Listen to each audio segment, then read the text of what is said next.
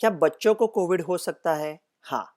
क्या बच्चों को गंभीर तरह की बीमारी हो सकती है? हाँ। क्या डेल्टा ज़्यादा बच्चों को पकड़ रहा है? हाँ। क्या डेल्टा बच्चों को ज़्यादा पकड़ रहा है? नहीं। जब स्कूल खुलेंगे तब क्या टीचर्स ने वैक्सीन लगवाना ज़रूरी है? हाँ।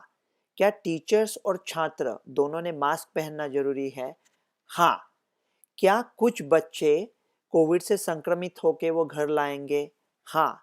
क्या कोविड स्कूल में फैल सकता है? हाँ। क्या कुछ स्कूल खुल जाने के तुरंत बाद बंद पड़ जाएंगे? हाँ। क्या हमें फिर भी स्कूल खोलना चाहिए? हाँ, हाँ और हाँ। जल्दी देख लेते हैं। डेल्टा अगर ज़्यादा बच्चे पकड़ रहा है तो क्यों पकड़ रहा है? दो वजह है। पहली वजह यह है कि बुजुर्गों का अभी प्रोटेक्शन टीकाओं के वजह से हुआ है, इसलिए बुजुर्गों का नंबर कम है और अनुपात से रिलेटिवली बच्चों का नंबर थोड़ा ज़्यादा दिख रहा है। और दूसरी वजह यह है कि डेल्टा ज़्यादा इन्फेक्शियस है। तो पहला, अगर कोविड आपके घर में आने वाला चोर है तो बच्चों में पहले 2 दरवाजे होते थे, बुजुर्गों में 5 मानो। तो बच्चों ने 2 दरवाजे बंद कर दिए तो बच गए चोरों से। डेल्टा शायद 4 दरवाजे खोल रहा है, तो बच्चों को भी थोड़ा मुश्किल हो रहा है उसे रोकना, इसलिए केसेस बढ़े हैं। लेकिन बुजुर्गों में शायद हम ये कह सकते हैं इंग्लैंड का स्टडी देख के कि डेल्टा ना ना सिर्फ ज़्यादा संक्रमित करता है लेकिन थोड़ा सीरियस भी है। लेकिन बच्चों में ऐसा कोई इंडिकेशन नहीं है। हॉस्पिटलाइजेशन, पहला एक बच्चा जा रहा था अस्पताल में, आप कहोगे अब 100 जा रहे हैं, लेकिन 1000 में से एक बच्चा जा रहा था। अभी 1 लाख केसेस आए हैं, इसलिए 100 बच्चे जा रहे हैं। अनुपात सेम है, एब्सोल्यूट नंबर बढ़ा है क्योंकि केसेस बढ़े हैं। जून और अगस्त का आपने हॉस्पिटलाइजेशन देखा तो जिनकी उम्र 4 या 11 के बीच में थी उन बच्चों की 1.9 केसेस थे पर 1 लाख पॉपुलेशन इन यूएस। अभी अगस्त में वो आंकड़ा पहुंचा है 29.5 तक। जिनकी उम्र 11 से ऊपर थी उन बच्चों में 2.9 केसेस पर लाख पॉपुलेशन थे।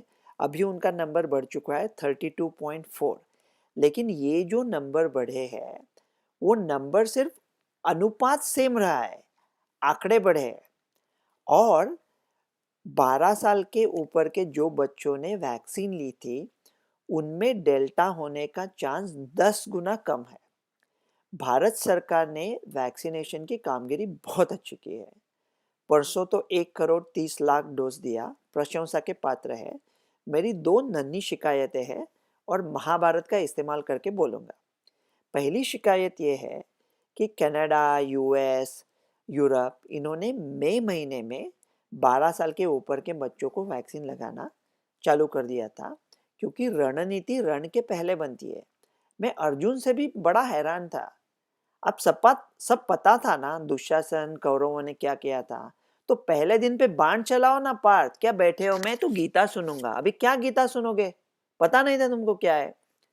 और दूसरी बात ये, अगर पांडु पुत्र भीम दुशासन को देख लेते हैं और उनके पास गदा नहीं है, कोवैक्सीन नहीं है, तो ठीक है धनुष्य उठाओ।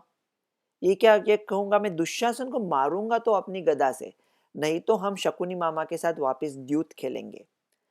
2 साल के बच्चों के साथ अगर आप लूडो खेलते हुए हार सकते हो तो कहाँ शकुनी मामा से द्यूत खेलोगे। जो हथियार आपके हाथ में है, फाइजर मॉडर्ना, अगर मई में इंडियन पेरेंट्स को ऐसा ऑप्शन देते थे कि आप अपने रिस्क पे, निजी पैसे से आपके बच्चों को ये वैक्सीन देना चाहते हो तो दे सकते हो, तो अब तक उनका थोड़ा प्रोटेक्शन हो जाता। तो अब जब स्कूल खुलेंगे तब क्वारंटाइन में क्या होगा? अगर एक बच्चा संक्रमित है तो उसके बगल में बैठने वाले सब बच्चे अगर क्वारंटाइन में चले गए तो कुछ ही दिनों में केसेस तो आएंगे, तो सारा स्कूल ही क्वारंटाइन में चला जाएगा। इसलिए हमारा सीडीसी कह रहा है अभी कुछ हफ्तों के लिए मास्क पहनना बहुत जरूरी है। अगर एक छात्र को कोविड हुआ और उसका पूरा क्लास ने मास्क पहना था, तो वो क्लास को क्वारंटाइन में जाने की ज़रूरी नहीं है।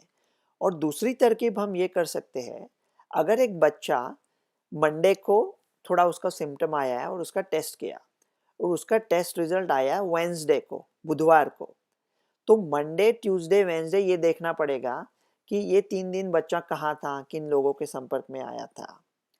तो ये टेस्ट रिजल्ट आने में देरी क्यों होगी? क्योंकि हम लोग हज़ारों बच्चों का टेस्ट करते बैठेंगे।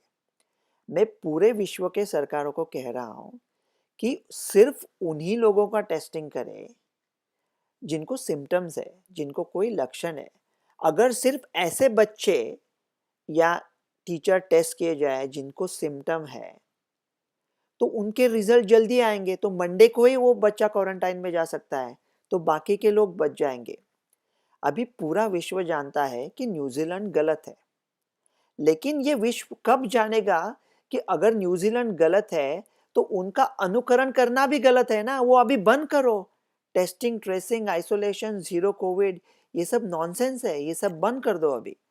तो स्कूल तो खोल दो, स्कूल खुलने के बाद थोड़े केसेस बढ़ेंगे, वो हमको पता है। क्या आप अगर एक पेरेंट हो, आप मुझे आंख में आंख डाल के पूछ रहे हो कि क्या आपका बच्चा महफूज है अगर आपने उसे स्कूल भेजा, उसका जवाब तो मैं नहीं दे सकता। लेकिन अगर आपने मुझे पूछा कि क्या हम बच्चे को स्कूल भेजें, तो मेरा जवाब है निहायत हाँ। स्कूल कभी ना कभी तो खोलने ही पड़ेंगे यार। स्कूल बंद रख के क्या सिर्फ पॉलिटिशियन बनाने हैं हमको, राजनीतिक बनाने हैं? बाकी के दूसरे कुछ पेशे भी है ना, उनका भी सोचना है। अभी स्कूल खोलने ही पड़ेंगे, इसके साथ रहना, मुकाबला करके जीतना ही पड़ेगा। डॉक्टर रवि गौड़ से। नमस्कार, मैं हूं मानक गुप्ता। अगर आपको हमारा ये वीडियो पसंद आया हो तो इसे लाइक और शेयर जरूर करें, और हां, हमें सब्सक्राइब और फॉलो करना ना भूलें ताकि आप देश और दुनिया की कोई खबर मिस ना करें। तो जुड़े रहिए हमारे साथ और देखते रहिए News 24।